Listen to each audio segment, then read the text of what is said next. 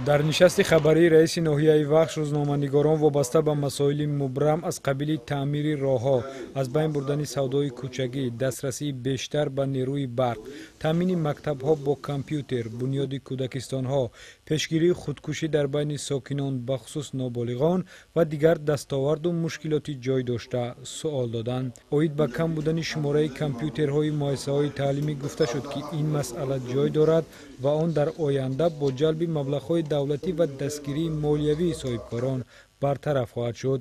Мушкили дигар савдои кӯчагӣ таи чанд сол мешавад, ки дар маркази ноҳия ҷой дорад ва бо вуҷуди бунёди бозору марказҳои хизматрасонӣ то ҳол рафъ нагаштааст. Изҳори боварӣ карда шуд, ки ин масъала низ дар оянда роҳи ҳалли худро пайдо мекунад.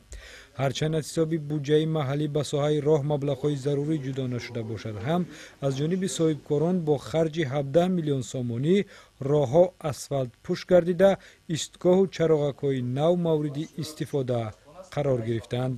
дар умумнамояндагони васоити ахбори омма оид ба масъалаҳои кишти картошка, таъминоти аҳолӣ ба қитъаи замини назди ҳавлигӣ, ҷалби занон ба мансабҳои давлатӣ, саноати кунунӣ ва бунёди иншооти таъиноти гуногуни хизматрасонӣ бахшида ба 30-солагии истиқлолияти давлатии ҷумҳурии Тоҷикистон саволҳо пешниҳод карда посух гирифтанд.